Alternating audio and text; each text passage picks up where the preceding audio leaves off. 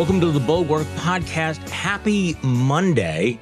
I say that I'm in a good mood, although, I'm sitting here reading all this stuff about the vaccines and the explosion of the Delta variant, and I can't say that I'm in that great a mood. So maybe Will Saletan can put me in a better mood. Will joins us again on the podcast, national correspondent for Slate. So, yeah, you in a good mood, Will? Well, on a Monday morning? It sounds like I'm in a better mood than you, so I'm going to take it as my mission to cheer up Charlie Sykes this morning. Okay, well, I would appreciate that. So here's our palate cleanser of the morning for people who had a life and did not spend two hours listening to the former guy's speech down in Arizona. I mean, I hesitate to repeat myself, but I mean, it was crazy stuff. Did it really last 2 hours, Will? Did you listen to this speech? I did, and so 2 hours.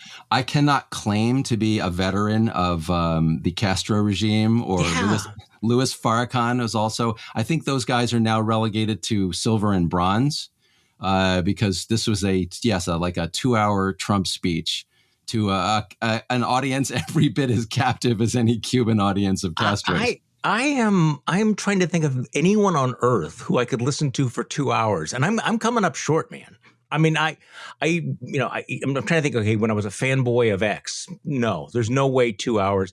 So I'm just going to play about 30 seconds of this because I thought this was the classic moment of Donald Trump spinning one of his conspiracy theories. Now, people need to understand, I mean, we're not going to go down too far down the rabbit hole here, but one of the My Pillow Guy conspiracy theories is about the way the votes in Arizona might have been flipped because of the routers. I don't know whether the routers went to the Italian satellites or whether it was. I don't know, but Charlie, I think they're connected to the space laser.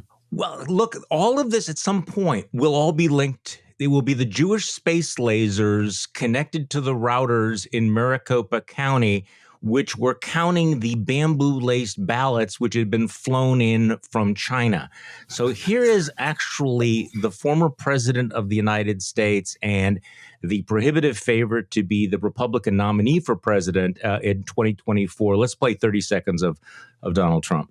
The county has, for whatever reason, also refused to produce the network routers. We want the routers, Sonny. 2. Wendy, we got to get those routers, 3. Please. The routers. 4. Come on, Kelly, we can get those routers. Those 5. routers. 6. You know what? We're so beyond the routers. There's 7. so many fraudulent votes without the routers. But 7, if 8. you got those routers, what 9. that will show, and they don't want to give up the routers. They 10. don't want to give them. They are fighting like hell. Why are these commissioners fighting not to give the routers? 11. How simple could it be? That will tell the truth. Okay, so about 30 seconds, 11 times you used the word routers. Yeah, clearly somebody told him this word and he's very excited about it. I mean, I think he understands it about as well as he understands anything else technical, which is like, Trump's classic thing is a wheel and a wall. He loves to say that, right? Because those are two things he understands. Mm-hmm. He understands putting up a wall and he understands a wheel. But when you start getting into technology, man, it's just a word I can throw around to claim that there's some secret component. It's a transistor. It's a semiconductor that has like magic information proving in a way that I've never been able to show in any court that I'm the victim of some massive election fraud. This is the signal to my fellow young people that I know technology. Yeah, I want to have a T-shirt for this guy. I want to have a T-shirt that's like, for the January 6th, the insurrectionists. That's like rioters against routers. I think that would be a good slogan.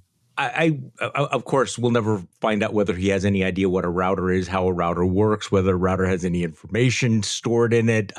Can you imagine asking Donald Trump to install a router at his house or anything like that? I say this stuff like it's parody, but I don't know how else you deal with this guy. So 2 hours, and it was. I mean, so what did you make of? By the way, why did you listen to all 2 hours? Because, so I'm trying not to be hysterical, right? Okay. The honest truth is Donald Trump he's probably not going to get reelected president, right? If he runs again. But, the first time I didn't think he'd get elected. So I think it's probably wise to keep an eye on this guy, right? I agree. He does have an entire political party still under his thumb, obviously. So for that reason, I want to pay attention to everything he says. Also, a lot of people who know Donald Trump is nuts are just not paying attention. And, the escalation in his rhetoric is, I know people don't believe he could get worse, but he has gotten worse. And he still has people following him. And like the weird thing about this speech to me, Charlie, was, so it's 2 hours of speech, almost 2 hours. And my recollection, just from my earball from listening to it, about an hour of that was just talking about his claims of election fraud. Yeah. I mean, it's one thing to go on with like your agenda for America or what you think is wrong with the Biden administration. But this was just rehearsing every crazy conspiracy theory of his from the last election. So there's a degree of living in the past here, egged on by the crowd, which loved all of that stuff.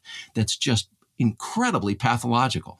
Yeah, he is going deeper and deeper down these holes. Amanda Carpenter has a great piece in the Bulwark about it, and pointing out that he's got basically two goals here. He wants to play kingmaker and enforcer, but he is obsessed with this from Saturday. I tell people this is the biggest issue there is, Trump's set of elections and his big lie. This is bigger than the border, okay? This is bigger than anything. This is the biggest issue. So in case there's any doubt about whether we're concerned about the debt and the deficit or crime or critical race theory or even building a wall. Remember the wall? I mean, the wall was supposed to protect us from the caravan. Nothing compared to what's going on with the routers. And but you're right. Every once in a while, I'll hear from people say, we should just ignore him. I think we didn't take him seriously back in 2016. You ignore the crazies. And then before you know it, you open your door and they're right there.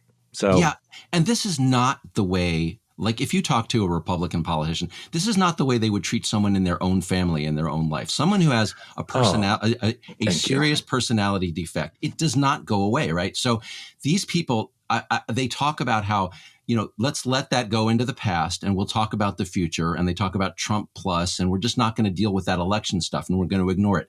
He won't let you ignore it, right? He won't give up on it. And him spending an hour on it in this speech is kind of a clue that you're either going to have to break with him or you're going to have to embrace his fantasy.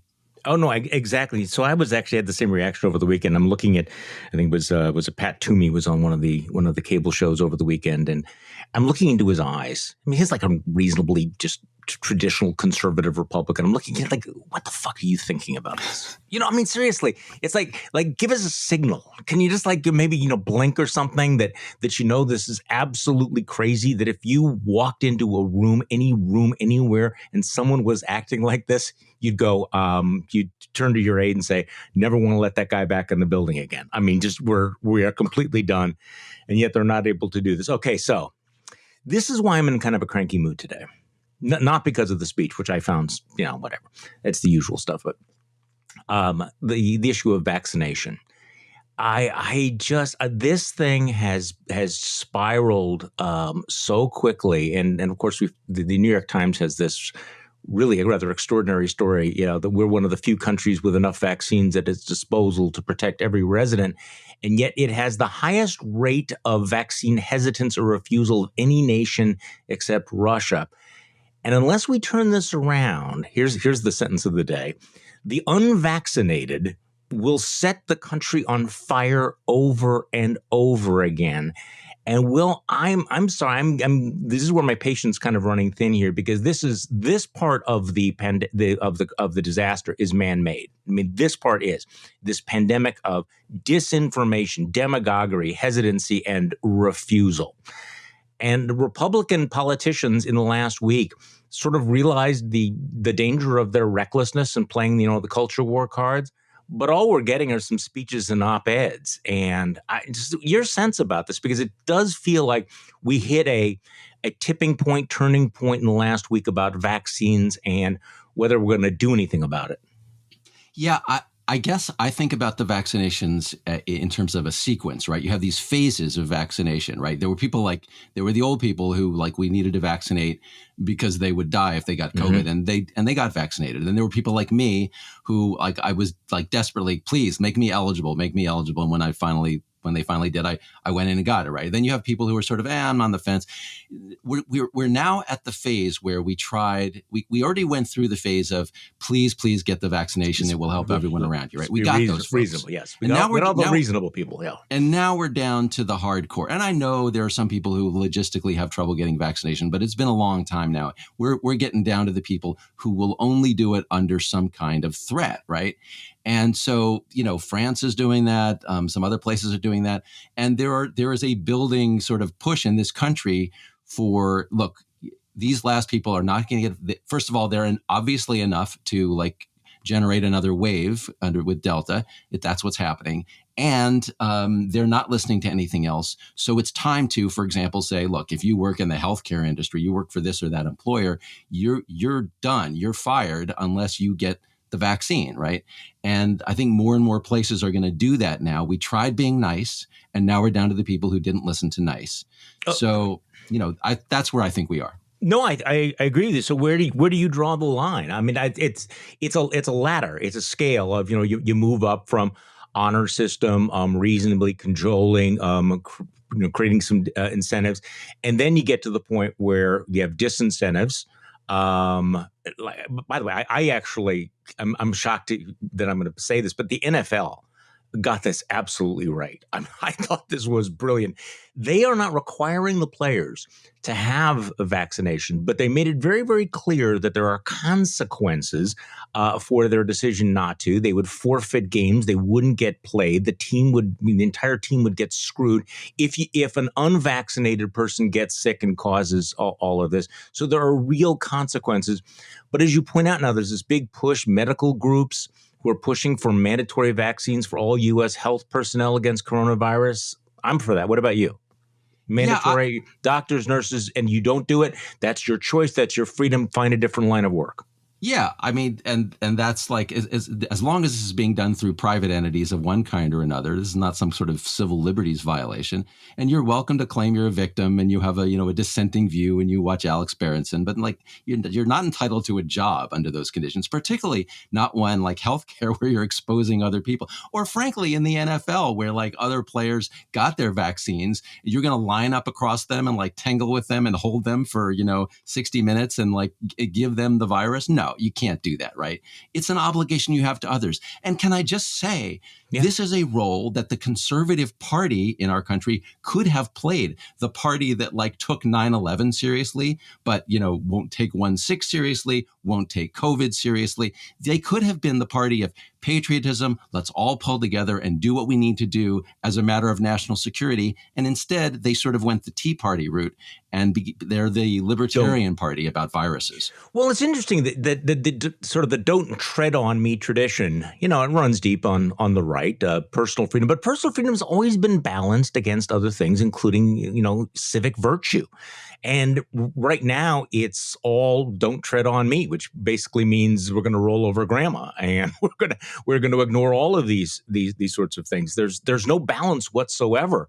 And I'm somewhat interested in this whole this new movement called the common good conservatism, which is sort of anti-libertarianism, anti-liberal, where you have this core of the Trumpian right that says screw liberal democracy. Our goal should be to have policies that are for the common good. And yet, when it comes to the vaccination, you notice they just fell right in line with the libertarians, whatever, YOLO. No one's going to make me take the vaccine. So much for that, which is an indication to me about how the culture wars have overridden any sort of patina of intellectual principle that you have in conservatism, Inc. Yeah, I think what Republicans sort of what Republicans have done over the recent years is sort of shed any part of their platform or their history that might cost them votes. So, for example, we're going to become populists on trade because being debt, being conservative about spending, being conservative about international economic exchange, that's just politically costly. We can get votes by sort of becoming the Democrats on those issues, which is kind of what they did. And here, in the case of the virus, it's sort of telling people what to do. seems to be unpopular. So we're not going to tell you, that you need to get vaccinated. And it's really not until there was enough sort of, sickness and death among Republicans that there seems to have been some kind of turn here. I mean, what we've ended up with is almost like a Republican ghetto where like there's like a concentrated population. I mean, it's concentrated in certain areas of conservative people who didn't get vaccinated, and they're the ones who are getting sick and dying right now. And somehow the Republican Party seems to have woken up to that. And I don't Sort know. of. Yeah, so we can debate the extent of it, but clearly, like they realize this is our people who are dying, and maybe we need to do something about that. Yeah, I want to come back to that in a moment, but I mean, it does feel, awfully late. This comes like about 5 minutes after, every Republican in the country was implying that Joe Biden wanted to send stormtroopers door to door to force you to get vaccines. I mean, they bought into all of that when it was all, fun, right? When it was like, hey, we're scoring some points, we're going to get on Fox News. But also, you have these Republican lawmakers around the country who are passing legislation that is making it harder for private entities to do this. I mean, one of the more shocking twists, I think, is watching demagogues like DeSantis down in Florida, who's basically he's banning private companies from making the choice that up until 5 minutes ago, conservatives thought that private companies ought to be able to make about the health and safety of their customers and their workers. So, I mean, it's one thing to say that I'm not going to have the government impose a mandate. They've gone further. The new ideology is preventing private individuals from exercising their freedom to set their standards. I mean, that's really been quite a reversal. That's exactly right. And I think you're onto a really important point here. This is not libertarianism. This is populism. This is populism masquerading as like, we're going to tell private entities that they can't make you do something. So what you're really doing is you're appealing to popular anger at certain private entities to have the government come in and tell the private entities what they can and can't, no shoes, no shirt, no service, that old sign, no, they can't do that. And so, like the party has kind of become unmoored. The other thing that I noticed was Asa Hutchinson, the Republican governor of Arkansas, was on TV yesterday, and they're asking him about this local. He's got the state legislature, the Republican state legislature in Arkansas, telling localities what they can and cannot mandate in terms of public health measures.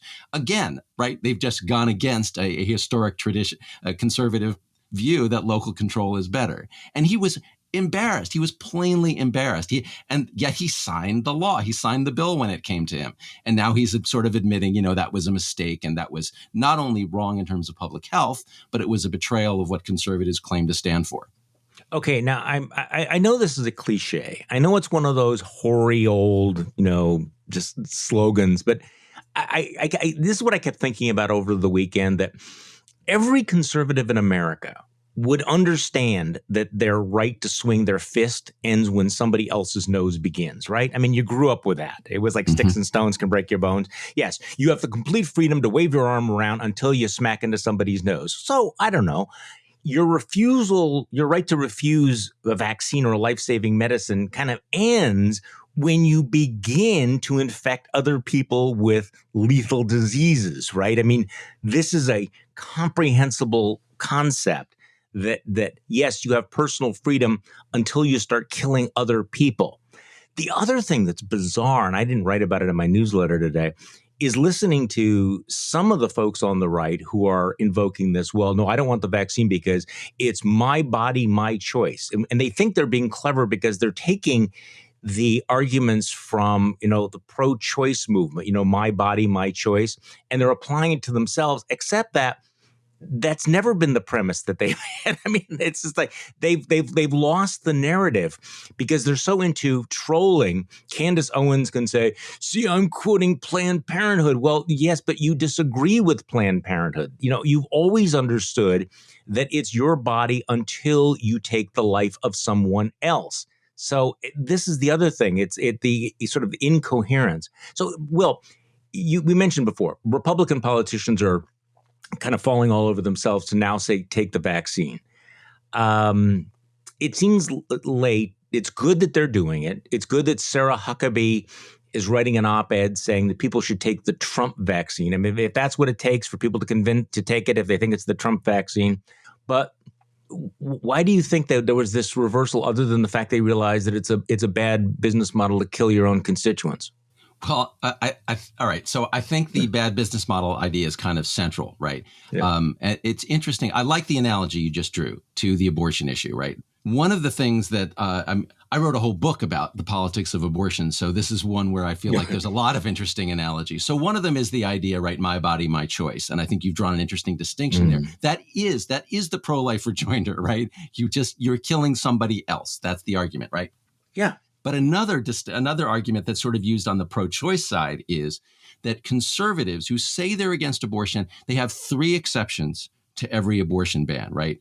Rape, incest, and me, right? So it's the hypocrisy of the person who says they're pro, the politician who says I'm for life, but then when their daughter gets pregnant, they go and get an abortion, or whoever. So in the case of COVID, it is sort of like we don't really care. We didn't care so much when this was a disease that was coming in through airports and getting all the blue states, right? But now, what's changed is vaccination has isolated Red America, right? It has made Red America the focus of the pandemic.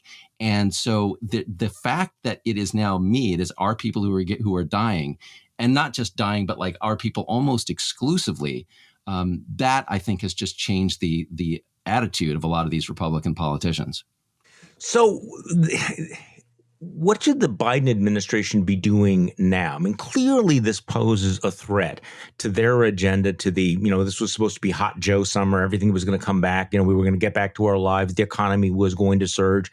That may still happen, but it obviously seems under threat. In your view, is the Biden administration reacted aggressively enough yet? So I have a kind of a Pollyannish view of this COVID wave that's happening right now. I think I'm sort of persuaded by Scott Gottlieb, the former FDA commissioner, that we are farther into the Delta wave than we think. And if you watch what's going on in the UK, they're coming out of it, and we're going to come out of it pretty soon. And so a lot of things that people are freaking out about, including the COVID wave, but also things like inflation, gas prices, a lot of this stuff is stuff we're worried about right now. But in the not very long-term future, it's going to have gone away or subsided substantially. So I don't mean to say, COVID will be around, but this wave will pass through. Obviously, we still need to get people vaccinated, but I don't think this is a long-term threat to the Biden administration or to the country.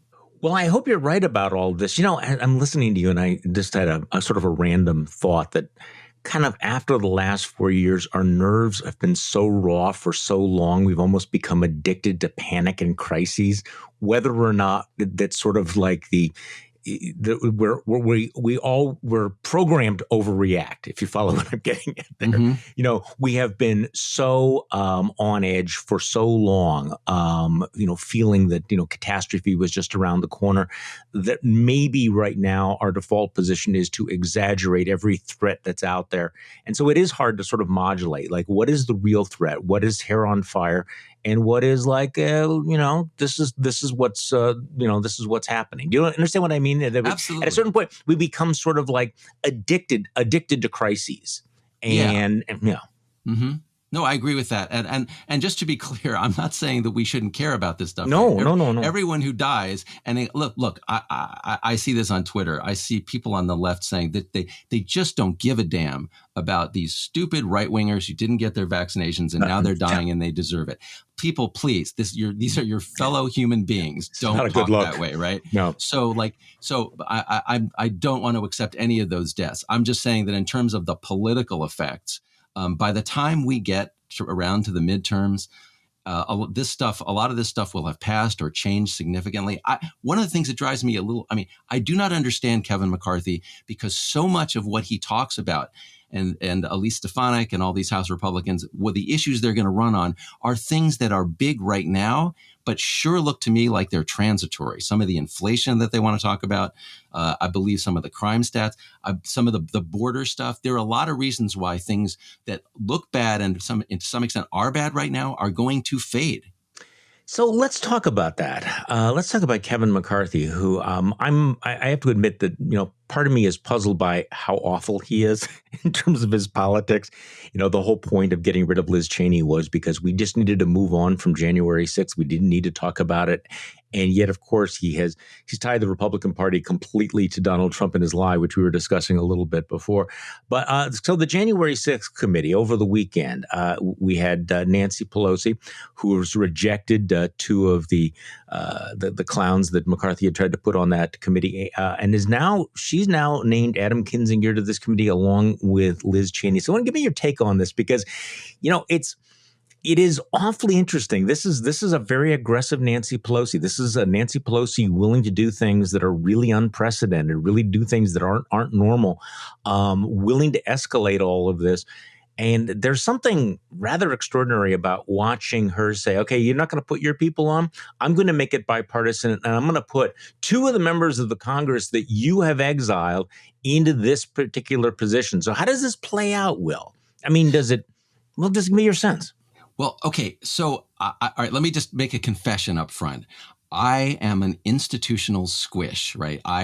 I believe the way I see all this is sort of the way that Joe Biden often talks about it. The big picture is a contest between authoritarianism and democracy, right? And so we as the American democracy need to make our system work. And that means including people who are somewhat authoritarian in either their leanings or their cowardice, like Kevin McCarthy, like Jim Jordan. I mean, Jim Jordan is nuts, but he does represent a lot of America. And I wish that this had not happened. I wish that Pelosi had not vetoed these guys. They were, Jordan and Devin Nunes, they were on the Intel committee during the Ukraine hearings. They tried to make it a circus. To some extent, they did. We survived that, right? We got as much information out about that as we could. The fact that Trump wasn't convicted in the Senate, let's set that aside for a minute. But the facts got out, and the facts would have gotten out here with Jim Jordan on this committee. I don't like that Pelosi did this. I mean, I'm glad that she put Kinzinger on the committee, and I'm glad for Cheney and Kinzinger that they exist and that they're speaking out. And I hope this works, but I really don't like that this makes it easier for Republicans to portray it as partisan. Okay, so your mission is accomplished. You have put me in a much better mood now. You put me in a better mood because we're going to completely disagree about this. And so because I am really glad that she did this. I'm glad that she called bullshit on this. I'm glad that she said that, you know what, it is not normal that you people want to make a shit show out of the insurrection. And I think it is that moment where you go, you know what, we have accepted the Jim Jordans and, the Devin Nuneses and the other guy, what was his name? Jim Banks, and their antics and their lack of good faith. We've accepted as the new normal. And I actually did find it, I take your point about institutionalism, but it also, it is to me refreshing to say, no, I'm not accepting this as normal. We may have survived the shit show antics of Jim Jordan earlier in Ukraine, but I think that there was real damage. I think it's also very interesting that she's reaching out to Cheney and Kinzinger, in particular, because this has really not been happening. And I say this as, somebody who is, out here in the political wilderness, that the Democrats were sort of willing to pocket support from, anti-Trump types and then simply move on. But it never actually reached out to them. And by the way, having just said that, Amanda Carpenter had a great point yesterday saying that the framing of Cheney and Kinzinger as anti-Trump buys into the narrative. This is all about Trump. It's all about whether you're loyal to Trump or against Trump. Reality is that Cheney and Kinzinger voted for Trump, but have broken with him on this. So it's more accurate to describe them as pro-democracy Republicans, which is just as rare, pro-democracy Republicans. But I like this. I like the fact that now the guys who have been the guys that McCarthy wanted to render completely irrelevant and powerless now have this chance to make a difference. And I know that we'll still have the partisan divides and the partisan complaints, but I think that you have I'm actually quite impressed with the way that Nancy Pelosi has put together this committee. And I'm willing to concede that probably has done some damage to the, some of the institutional norms, but those norms have been crapped on pretty aggressively over the last few years. Yeah. Okay. So I don't think this is a binary question. Like if I ask, as you're speaking, I'm asking myself, at what percentage of Republican nuttery would I agree with you? So, if 10% of the House Republican caucus were nuts, like Jim Jordan is, then I think, okay, you could cut him off. You could say to McCarthy, look, not that 10%. The problem is it's like 2/3 of the caucus, right, that voted for it to not to certify. Right. Isn't that? I think it's like that. Yeah. So at what, so at that point, I'm thinking, okay, you just can't exclude all of those people. And to Pelosi's credit, she said that's not the issue, right? Mm-hmm. Charlie, she has been really lame about articulating exactly why these two guys couldn't be on, right? So then she needed to be clearer about that. But, so my argument is at some point you have so many crazies dominating the Republican Party. You might get away with it, right? You might be able to say none of those people. We're going to put Cheney, we're going to put Kinzinger, and the other 10 who've the all 10 who voted for the impeachment. I don't know what it is, but if you can break off enough Republicans that even if McCarthy tells them they can't have any more committee assignments, they're out, right? That you now have a governing majority of this country consisting of Democrats and pro-democracy Republicans, then I'm okay with that. But I'm not exactly confident that that's what we're going to end up with. I'm a little worried that coalition can't hold the majority. Oh, I know. I actually share the same concern, but I guess here's part of the problem with this question of, accepting the new normal, that you point out that when it's 10%, you can say, hey, you people are absolutely crazy and we're not going to deal with you. But when they become 60%, it's like, okay, this is normal. We have to accept. I mean, that's the dilemma of our politics, right? Is that the crazy has become dominant. The most irresponsible elements of the party now represent maybe 2/3 of the caucus. So this is a problem, and I'm not sure that anybody's got a solution for it. I mean, how do you deal with an entire political party that has lost its mind like this? Yeah, I don't have a good answer to this. And as we're talking, I'm thinking it's similar in some ways to COVID, right? Where there's some stuff that's COVID misinformation. And then there's some stuff that we classified as COVID misinformation, like the lab leak theory, which, it turns out there's more of a basis to it than some of us thought. And so we have to sort of find a way to have some gray area where we're like, okay, we disagree with you about, like Jordan wants to spend the entire committee, this one January 6th committee, talking about security failures and what Nancy Pelosi did or didn't do. And there's probably going to be some of that, right? There's going to be some embarrassment. I'm okay with that. Yeah, that's fine. So there has to be a way to sort of let these people vent, let them be part of the process, let them air that question without, suppressing the obvious central question, which is how did this uprising come about and who led it and what do we do about that? Okay, so I want to ask you about something else that Nancy Pelosi is doing, because I actually am kind of a fan of this, but I'm not a fan of another thing that she's doing. I think she's sort of one for two. And I want to get your take on this, but let's take a break. Let's take a break. We're talking with Will Saletan of Slate. We'll be back in a moment. Hey, Charlie Sykes here. Just a quick reminder, if you sign up for Bulwark Plus, you will have access to our morning newsletters, to JVL's Triad, as well as our whole suite of podcasts. This one will remain free, but if you want to listen to the Secret Podcast or participate in our live streams or others like the Next Level Podcast, please consider joining Bulwark Plus. All right, we're back with Will Saletan of Slate. Okay, so Nancy Pelosi putting together this bipartisan January 6th committee. We disagree about that. I kind of like it, but I don't understand the way that she's playing the infrastructure bill. Now, I am going to confess that I kind of have a hands-off approach to watching the kabuki dance. Do they have a deal? Do they not have a deal? I mean, how the hell would I know? But what's very clear is that her position might blow it up. And tell me whether you disagree. Now, we have these two-track bills, right? The one is the bipartisan bill, which is smaller, which needs 10 Republican votes, at least 10 Republican votes. The second will be passed, the bigger one, will be passed through reconciliation. There will be no Republican votes for this bigger multi-trillion-dollar bill, which they hate, and they're all going to vote against. There was a little bit of a kerfuffle when Biden said, well, he wouldn't sign the bipartisan bill unless the big fat partisan bill got passed too. And then he had to back off from that. He had to like get on the phone. He had to kiss up to everybody and say, no, no, no, these are completely separate. They're two tracks. But if I'm hearing it right, Nancy Pelosi was on the air yesterday saying that she will not put the bipartisan bill up for a vote in the House until the big fat Democratic reconciliation bill is passed. And Republicans are going, hey, that is not the deal. That is specifically not what we're agreeing to. And that's not what Biden supports. So why is she playing it this way? Okay, so you're not crazy, right? We have Biden sending one clear signal and Pelosi sending another. And Biden is a little bit hands off about Congress, like let them, why should I spend my capital fighting their fights? Let them fight it out. So he's letting her do this. He's been letting her do this for a couple of months. And I think the answer, Charlie, is she doesn't care about the same things he cares about, right? I mean, Biden, I think, is serious about this making democracy work, about reaching across the aisle. We've got to prove that our system, can get things done. And Pelosi just doesn't see it that way. She's just like, how many votes do I have? What can I get through? And she's got this coalition of Democrats that she can barely hold together, what she's got like a margin of 5 or whatever it is. And so she can't afford to lose any votes on the left.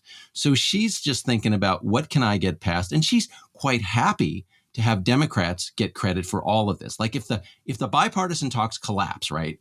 And all of that stuff that they were talking about just gets folded into a reconciliation bill and the Democrats do it and they claim credit. She's fine with that. I don't think Biden wants it to happen that way, but I think Pelosi is fine.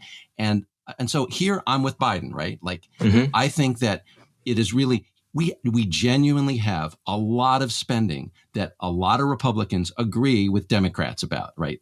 And Toomey was talking about this. Other Republicans have talked about this. They agree that all this stuff would be good. And it would be really good for the country if we could just have Romney and Sass and Toomey and everybody else who can agree on this get together and do it.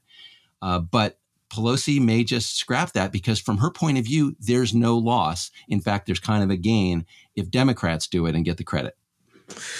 Well, so in the end, at the end of the day, to use the Washington cliche, does this get done? I do not know the answer to that. So I mean, yeah, I think that it might be that the bipartisan part of this just gets squeezed down to whatever they can agree on, and it becomes smaller, and then the Democrats take the remainder and fold it into reconciliation. That's my guess. I don't know what you think. Well, that's the easy one. I mean, that's where if we lived in a rational world, that's the way it would play out. If we were dealing with all of these, bizarre cross currents and personalities here. So I don't know what's going to happen. I think obviously this could either be Joe Biden's biggest victory, signal victory, and certainly a ratification of his belief in bipartisanship, or it will be a signal that his presidency is going to go nowhere with this particular Congress. So I don't know. So I know that you haven't published the story yet, but you're working on something involving crime and crime numbers, and this is also one of the things sort of, hanging out there, whether or not this is going to be a major political issue. Republicans think that it is. Certain Democrats like Eric Adams in New York thinks it is. So give me your take right now on the surge of violent crime in the cities and how that's going to play out politically.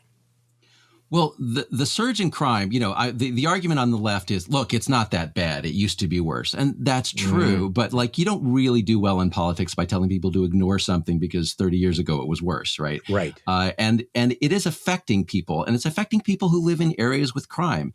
And that is largely minorities. Right. So what you have is a lot of sort of white liberals saying, this is overhyped. It's not such a big deal.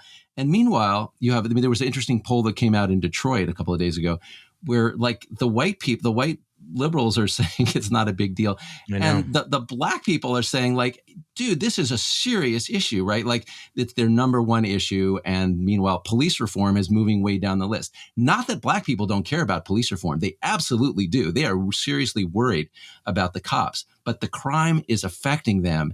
And I think that the white left is doing a major misreading if they try to brush this aside or to suggest anything that's hostile to police at a moment when people really need police.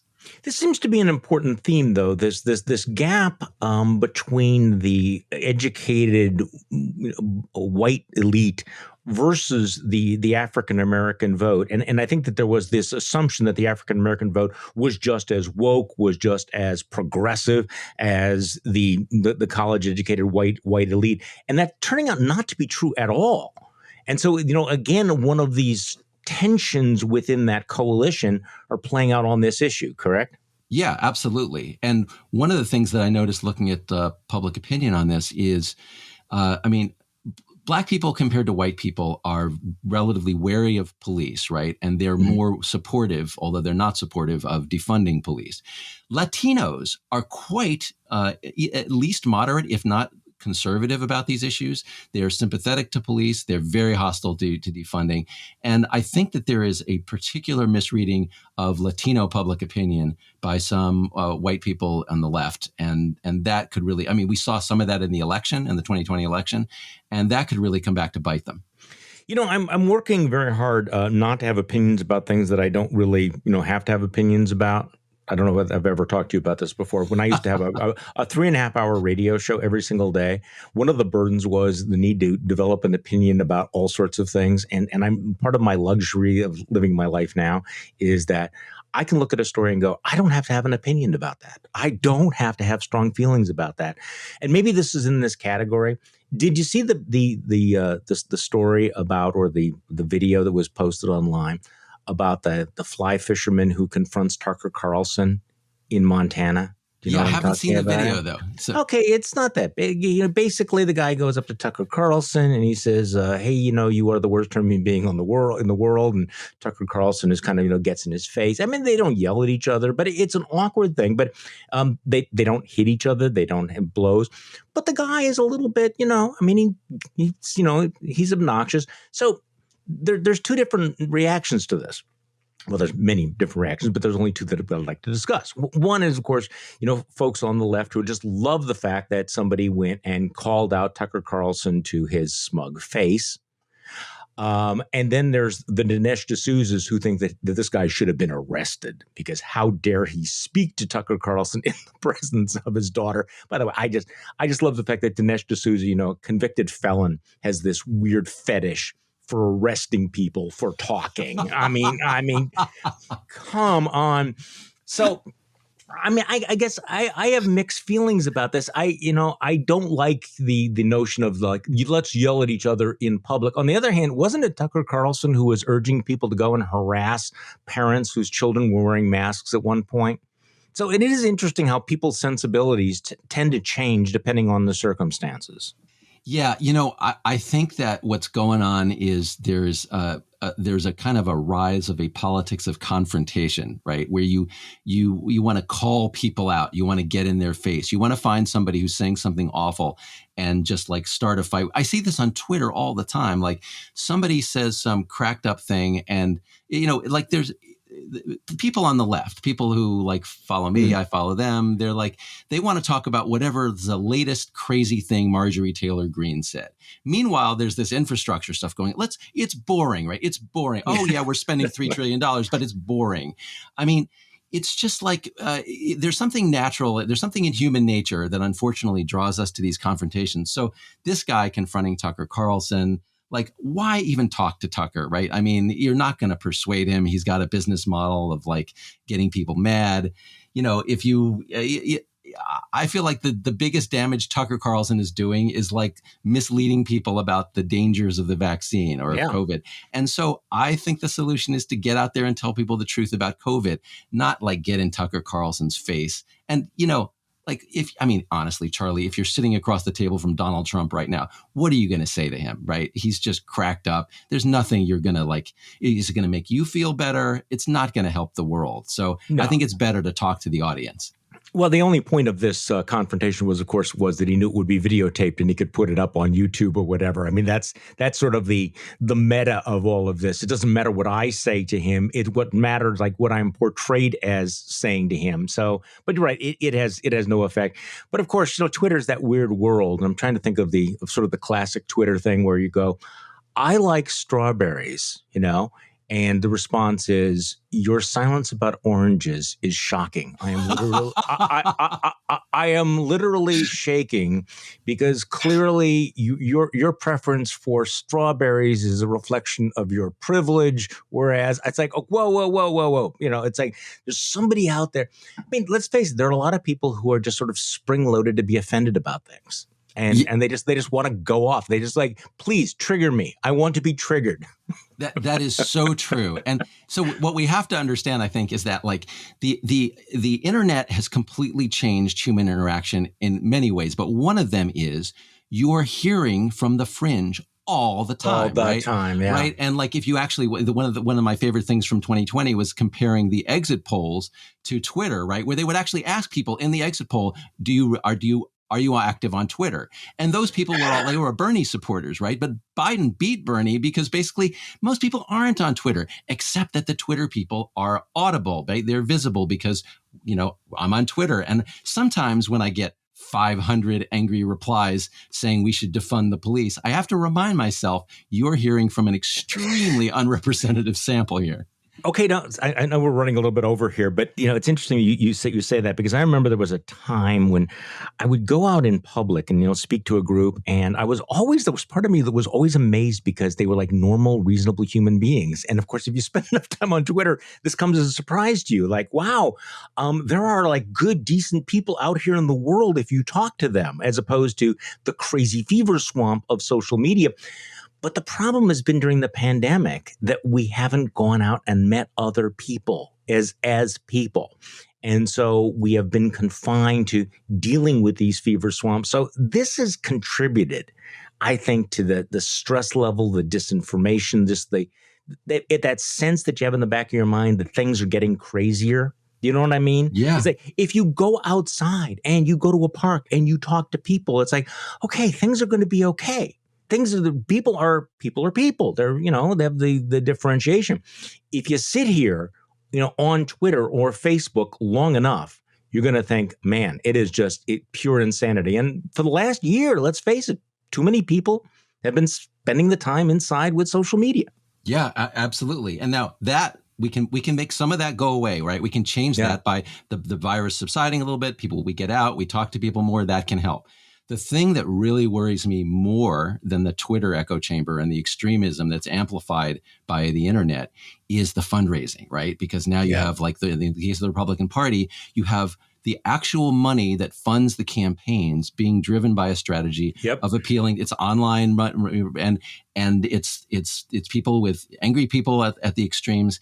And if that model continues to grow, I mean, that will absolutely tear our country apart in a way that the internet conversation itself is not capable of doing. I think you're absolutely right. And, to the extent that we often fight the last war, I still see the heavy breathing rhetoric, about the dark money and everything. I'm not going to try getting into all that as if, PACs and, corporate money is driving in American politics. And yes, it is tremendously influential. It is too influential.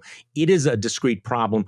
But what you are describing right now is, the real imminent danger to the body politic, which is that right now the center of gravity is not the corporate contributions of AT&T. It is the millions of people that are going and clicking, donate to Marjorie Taylor Greene when she says something extreme, which has totally changed the incentive structure in American politics, to that extent. So in some ways, we haven't adapted our outrage about funding to the real threat that's emerging right now.